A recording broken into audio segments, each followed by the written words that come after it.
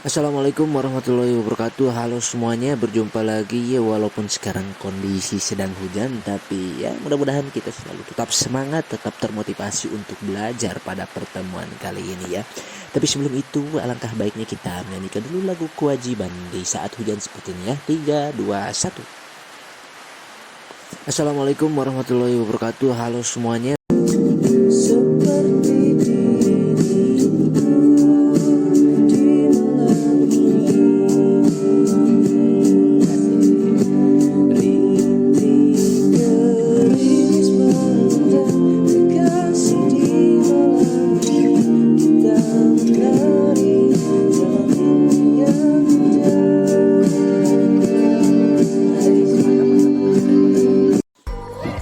Seperti kalau hujan-hujan seperti ini kan dingin gitu, cocoknya kita ngopi ditambah dengan gorengan Mang Atep gitu ya teman-teman. Gimana, cocok nggak tuh? Mantap, bisa-bisa nanti meledak. Baik, semuanya sudah siap ya? Apakah kalian pernah melakukan kerja kelompok seperti yang ada di gambar seperti ini? Pasti ini yang baju merah mikir sendiri nih. Pasti yang lainnya itu cuma numpang nama di kerja kelompoknya, betul nggak? Ada yang seperti itu? Jadi kalau di dalam kegiatan kerja kelompok itu pasti ada yang dibicarakan kan? Baik itu perihal bagaimana cara mengerjakannya atau bagaimana cara menjawabnya. Kalian pasti pernah melakukan yang namanya diskusi. Tepat sekali, pada pertemuan kali ini kita akan belajar tentang teks diskusi untuk kelas 9. Seperti apa itu dan bagaimana itu dengan teks diskusi? Ya, sebelum kita membahas lebih lanjut mengenai apa itu teks diskusi, pertama mari terlebih dahulu kita ketahui pengertian dari diskusi itu sendiri. Diskusi adalah pertemuan ilmiah untuk bertukar pikiran dan pendapat sebagai respons dari suatu masalah. Jadi, apa yang dimaksud dengan teks diskusi?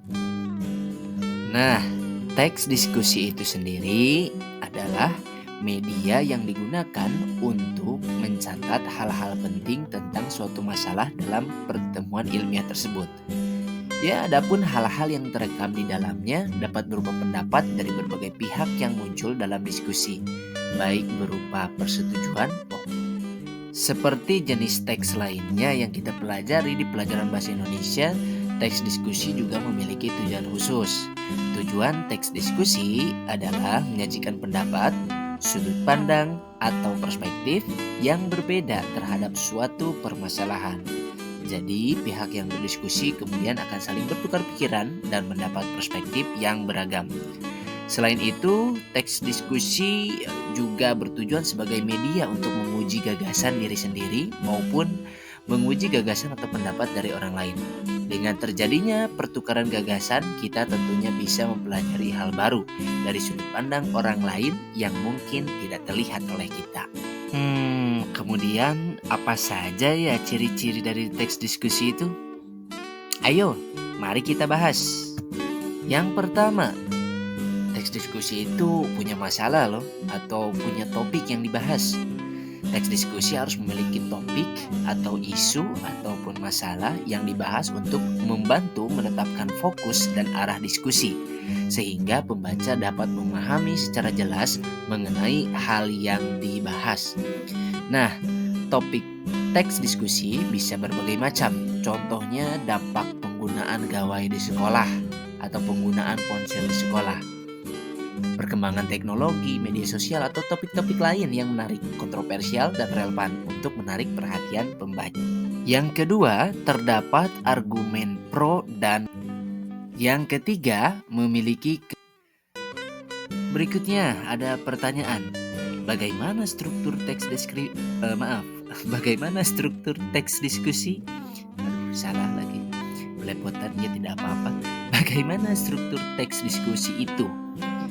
Nah, sama halnya dengan teks yang lain yang sudah kita pelajari seperti teks tanggapan, teks laporan, teks diskusi juga memiliki struktur atau memiliki bagian-bagian atau unsur pembangunnya.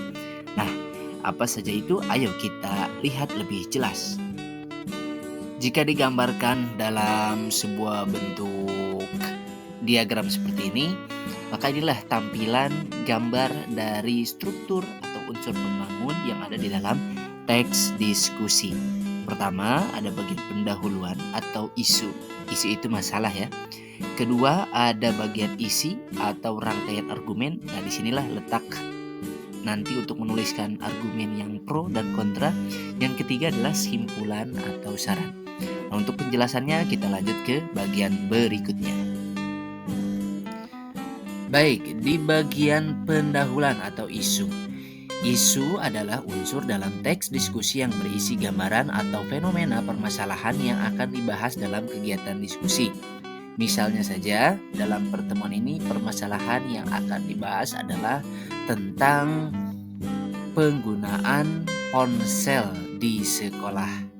Nah, dalam isu teks diskusi terdapat beberapa poin penting yang harus diperhatikan, yakni terdapat suatu pernyataan untuk membatasi topik yang dibahas, mengandung latar belakang topik yang dibahas, dan menyoroti sudut pandang berbeda yang akan dibahas. Itu ciri-ciri bagian pendahuluan atau isu. Berikutnya ada bagian isi atau rangkaian argumen. Ketika akan berdiskusi tentunya kita punya latar belakang atau alasan dibalik kenapa kita harus berdiskusi. Umumnya ada permasalahan yang harus dicari solusinya melalui diskusi. Hal tersebut ialah rangkaian argumen atau pendapat. Dalam teks diskusi, isi atau rangkaian argumen adalah struktur yang berkaitan dengan pernyataan dan alasan logis dari berbagai pihak yang digunakan untuk mendukung atau menolak suatu pendapat mengenai permasalahan yang sedang dibahas dalam diskusi. Perlu diingat juga, rangkaian argumen dalam isi teks diskusi paling tidak harus memiliki dua macam pandangan, yakni bagi yang pro dan kontra terhadap suatu kondisi atau peristiwa. Argumen ketika berdiskusi bersifat berisi ide pokok atau pendapat baik pro maupun kontra serta alasan logis yang mendasari pendapat tersebut. Kemudian disampaikan dengan bahasa yang persuasif, mengajak. Dalam hal ini, setiap peserta diskusi diberikan kebebasan untuk menyampaikan argumennya selama tidak merugikan, menyakiti, dan mengancam peserta lainnya. Ya, bagian terakhir itu ada simpulan atau saran. Simpulan dalam teks diskusi adalah rekapitulasi hasil, rekomendasi, atau solusi dari permasalahan yang sudah dibahas. Sebaiknya hasil diskusi haruslah berisi rekomendasi atau jalan tengah untuk mencari solusi dari permasalahan yang sedang terjadi. Simpulan atau saran merupakan bagian akhir yang menjadi rekomendasi atau hasil dari diskusi yang didapat dari mengumpulkan atau mengelaborasi masing-masing argumen dari setiap orang yang terlibat dalam diskusi. Berikut poin penting dari simpulan. Pertama, memuat simpulan argumen dari sisi pro dan kontra. Dua, memperlihatkan evaluasi argumen yang paling efektif.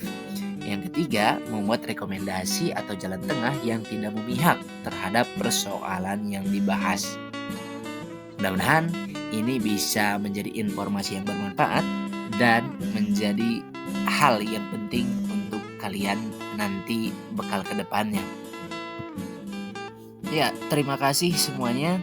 Semoga materi kali ini bermanfaat. Tetap semangat dan jangan lupa kalau ada hal yang ditanyakan silakan tanyakan, boleh di kolom komentar ataupun boleh jika berkenan boleh klik suka ataupun berlangganan supaya untuk mendapatkan konten-konten materi-materi yang lebih banyak lagi. Itu saja untuk pertemuan kali ini. Terima kasih. Assalamualaikum warahmatullahi wabarakatuh.